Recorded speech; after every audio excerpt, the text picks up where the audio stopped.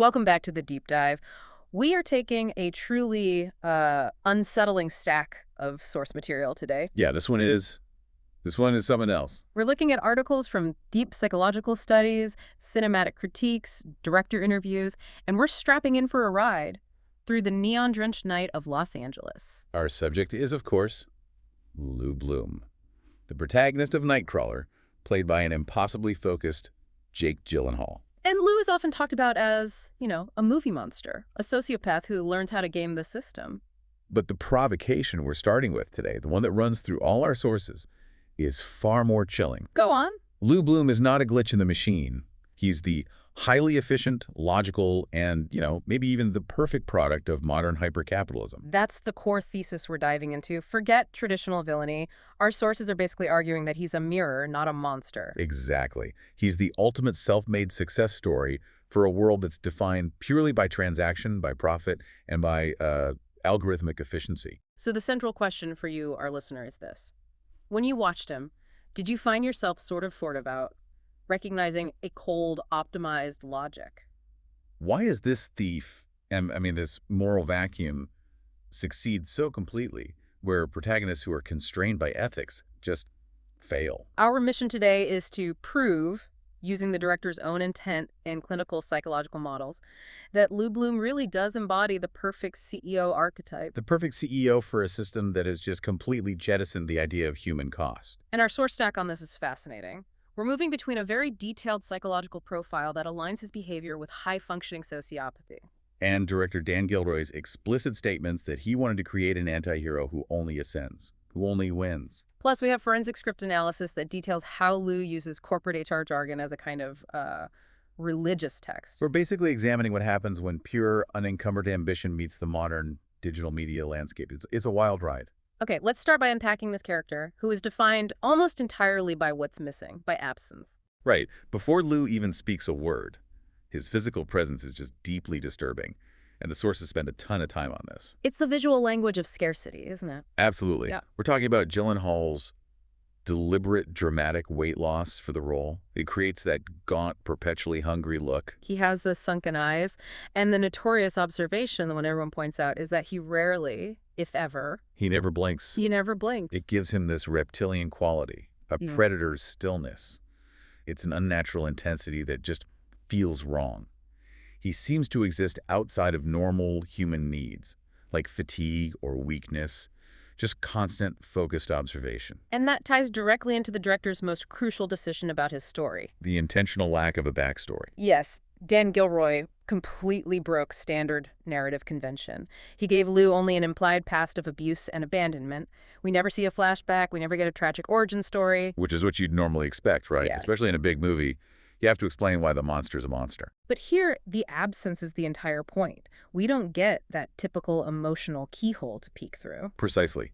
And the sources argue this was a deliberate psychological device. Yeah. By denying us the why, what happens is that we, the audience, are forced to supply the missing story ourselves. We have to kick in, as the source says, and imagine where this pure, feral desire for success came from. And that makes him feel strangely universally relatable, even though his actions are monstrous. He's a terrifying blank slate. He is. And he gets filled up by the prevailing social logic. He just absorbed the rules of success from the internet, from the culture around him, completely unconstrained by any kind of internal ethical firewall. He's like a terrifying sponge just soaking up the worst, most transactional parts of the American dream of self-made success. Pure drive. Just looking for an outlet. Okay, let's jump into section 1, the feral entrepreneur, his anti-hero origin story. And we have to start with the film's opening scene. It's a perfect microcosm of his entire journey. We meet Lou at his most primal. He's engaged in crime, but not for pleasure, not for revenge. It's a purely transactional act. He's using bolt cutters, stealing metal from a restricted industrial area. He's already an unencumbered operator. He's just doing business. He's focused. He's meticulous. And when a security guard confronts him, Lou doesn't panic. He immediately starts with a calculated lie. Claims he's lost, taking a detour. He tries to bargain, to de-escalate with words. But the second the guard tries to take real action to verify his identity, Lou acts. And this reveals his entire character profile right there in the first few minutes. The sources are so clear on this, Lou will steal. And when he's caught, he'll bargain and lie. And crucially, he'll use violence when necessary to preserve his forward motion. He doesn't fear morally compromising himself. It's not even a concept for him. He just recognizes the constraints of the situation and exploits them. Ruthlessly. He's driven by survival, but you can see that survival is already morphing into ambition. The script itself describes him in these vivid, almost animalistic terms. It does. It calls him pure primal id, disconnected, feral, driven by dollar signs and a dream of some imagined Eden. This isn't some complex, tortured villain. He's a streamlined human being focused only on the metrics of acquisition. He's a coyote looking for food, but the food is capital. And that focus is what Gyllenhaal used to ground the whole performance. It's the purity of an animal that isn't burdened by empathy. Which takes us right to his next encounter, the scrapyard negotiation. This is a critical early test of his business sense. Right. Lou is trying to sell the very metal he just stole. The audacity is incredible. But what's more revealing is the language he uses. Our market value. He's haggling over the market value of stolen goods. He already has this immediate functional grasp of economics and business terminology, even when he's operating in the criminal underworld. And the owner of the scrapyard is, rightly furious. He can't believe this thief has the nerve to ask for a job. But Lou, completely undeterred by humiliation or ethics, follows up with a pitch for an unpaid internship. He's not asking for a favor. He's pitching an investment in his own potential. It's insane. It's that relentless ambition, the willingness to start at zero, to accept no short-term gain for long-term access. That's the entrepreneurial spirit, just completely unmoored from any moral grounding. He'll sacrifice dignity, but never his ambition. But the scene is so brilliant because it also holds a mirror up to the scrapyard owner. His counterpoint is key to understanding the whole system. Right, he says, market value. The cops came by asking about manhole covers. And that one line establishes that the entire system, from legitimate business all the way down to the underworld, is driven by self-interest in commodities. The owner might despise Lou the thief, but he's still perfectly willing to buy stolen goods. He's a transaction-first operator, just like Lou, just a little more risk-averse. Exactly. The owner is constrained by the risk of the manhole covers, but he's playing the same game. Lou's talent for pitching herself as the solution fails here because the owner just can't rationalize bringing a known thief onto his payroll. Lou is too high risk for a mundane business like a scrapyard. And that leads to the key insight of this entire section. Lou changes industries, but he never changes his ethics. The scrapyard doesn't reward his particular brand of sociopathic efficiency. But the TV news industry, starved for high-impact, exclusive, sensational violence. That industry rewards his complete lack of morals. He just stumbles upon a crash site, sees the stringers filming, and a light bulb goes off. He realizes that there's a market for trauma. He doesn't need training. He just needs a camera and access. Mm-hmm. And he so quickly identifies the true market demand. Romina, the news director, wants ratings, which is prestige. And his eventual employee, Rick, just wants money. Survival. And Lou positions himself as the only one who can fill those needs at the optimal price point. He rapidly masters that old, cynical journalism maxim: if it bleeds, it leads. Violence sells. News stations depend on those ratings you get from exclusive, gory footage.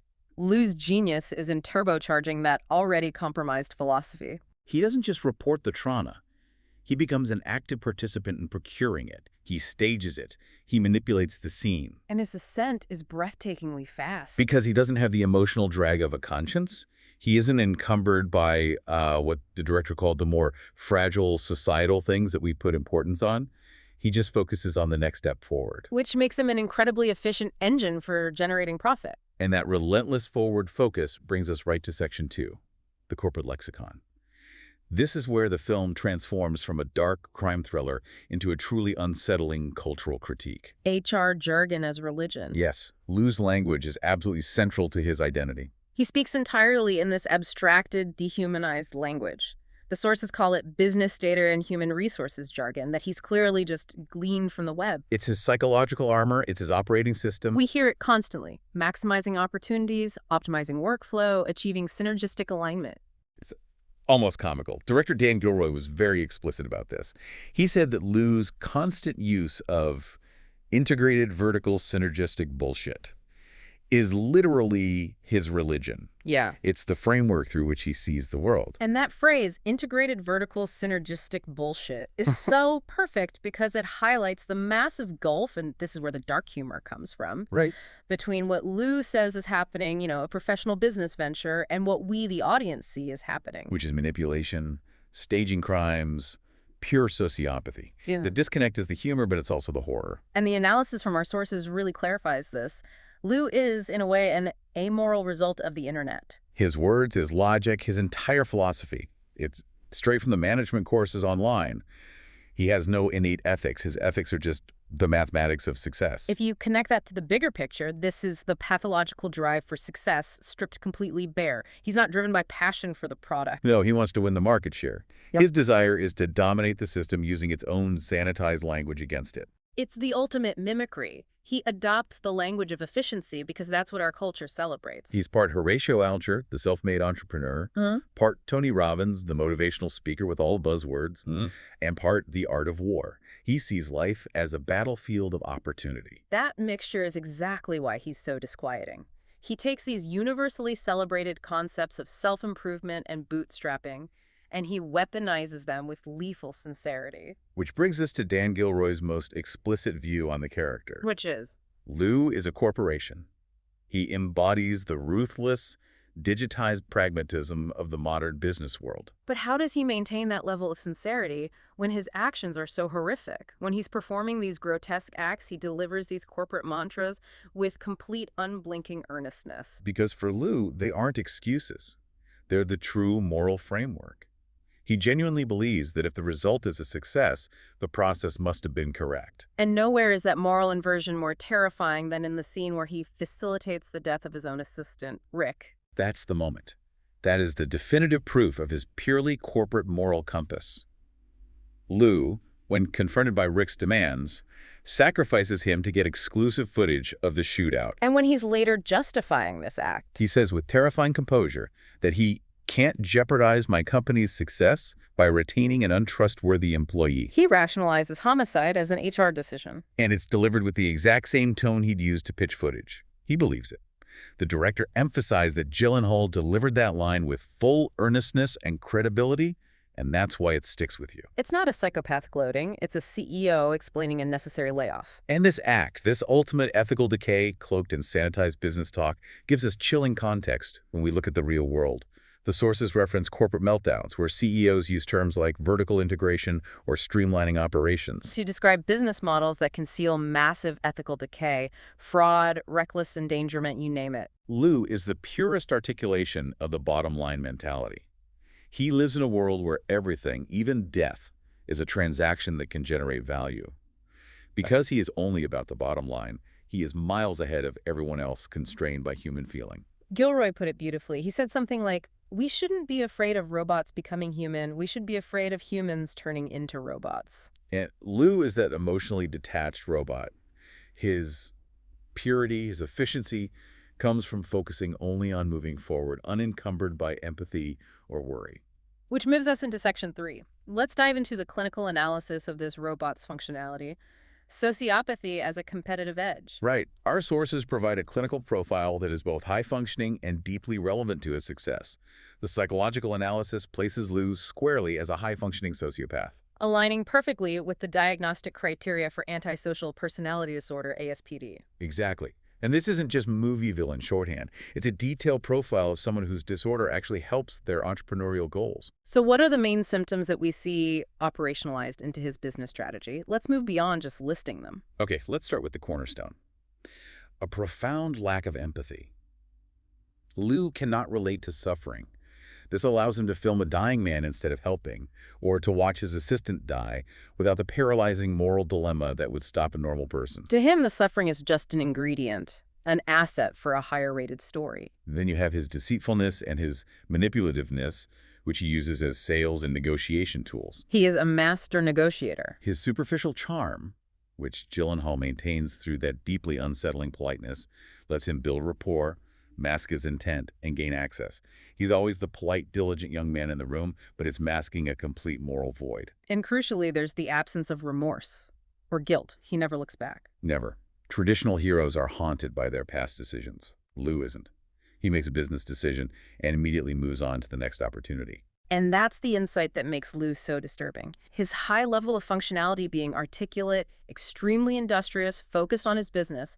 This is the kind of person society often glorifies. He has all the outward trappings of the driven, self-taught success story. Just without the inconvenient internal constraint of a conscience. Which brings us to the psychological mechanism he weaponizes: moral disengagement. Lou doesn't think he's evil.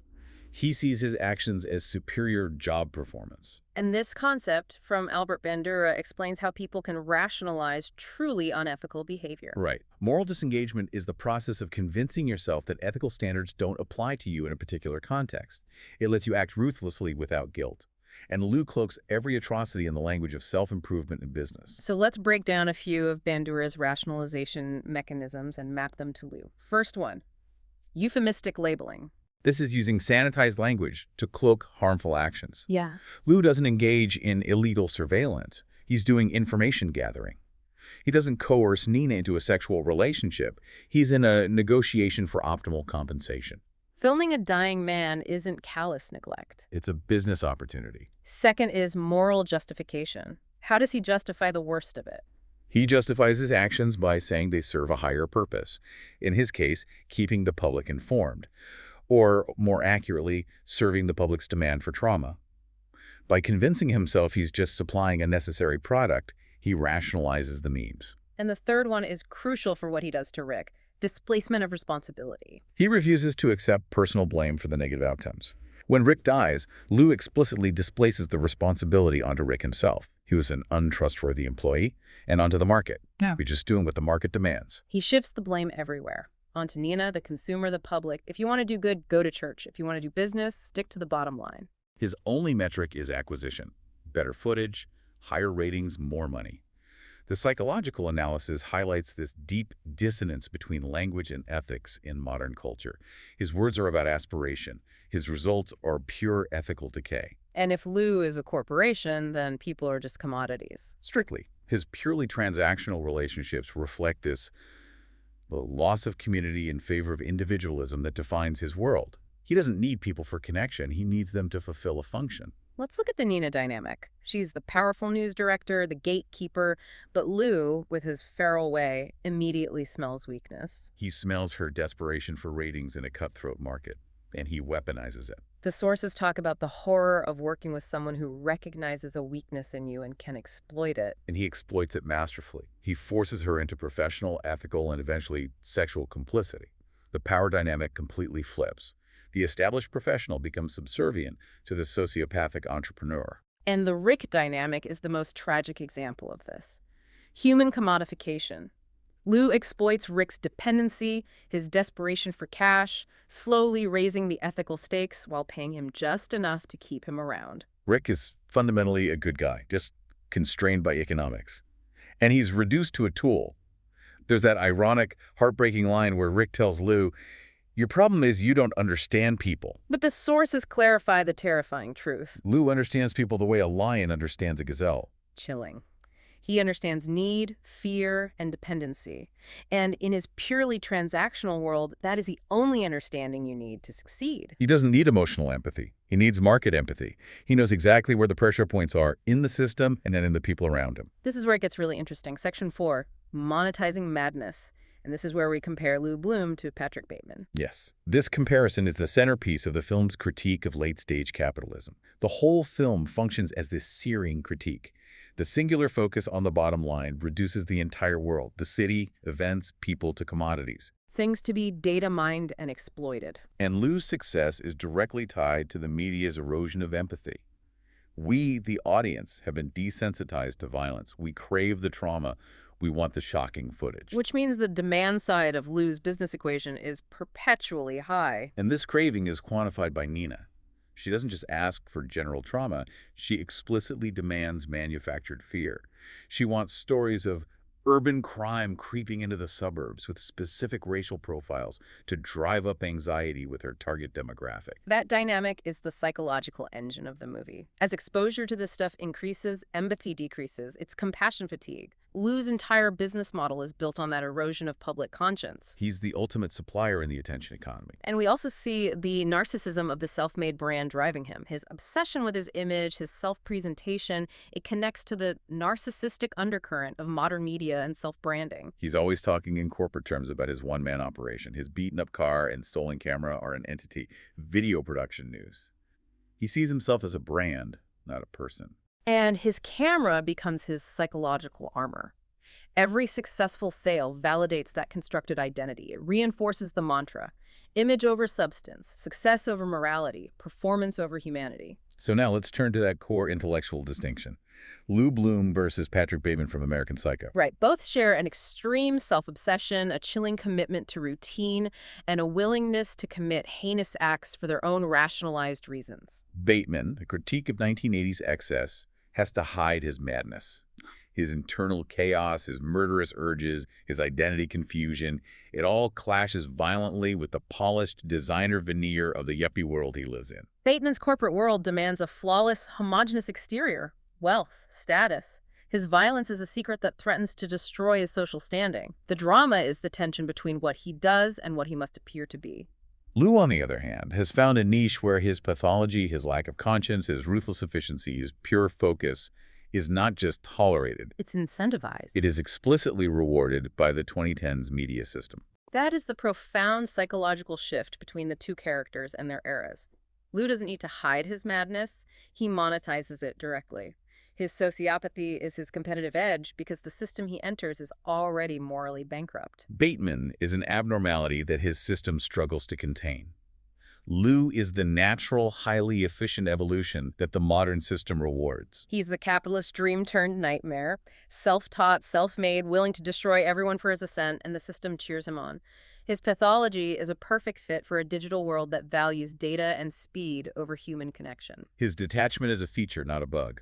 It allows him the lucidity and focus to dominate a cutthroat marketplace where connections are liabilities and transactions are the only reality. So what does this all mean for the film's conclusion? It means we move to Section 5, the triumph of transaction.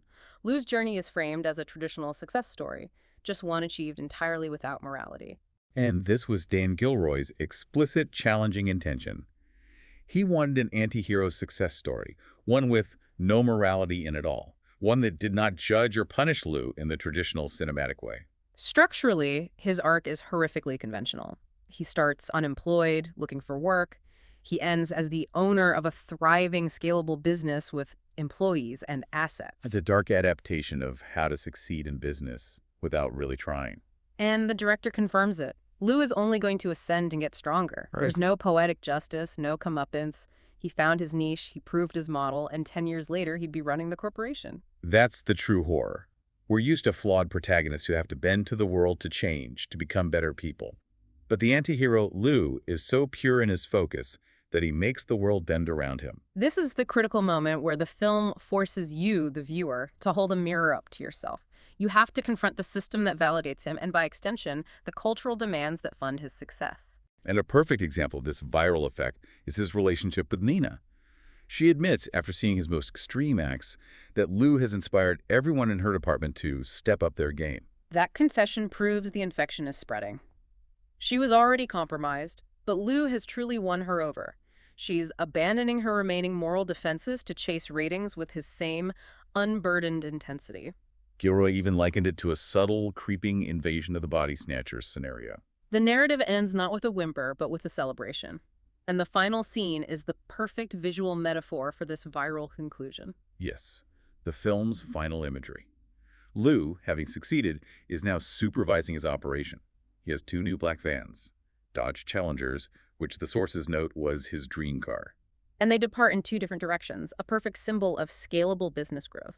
They symbolize the spread of the virus, the replication of his amoral efficiency. He is now infecting the rest of us through his new innocent interns who have just been hired to learn the right way to do business. God help them. And this triumph is reinforced by the highly subversive musical score. James Newton Howard's music is soaring, very uplifting, the kind of symphony you'd usually reserve for the triumph of the human spirit. It's so manipulative. If you were watching a traditional hero succeed, you'd feel good.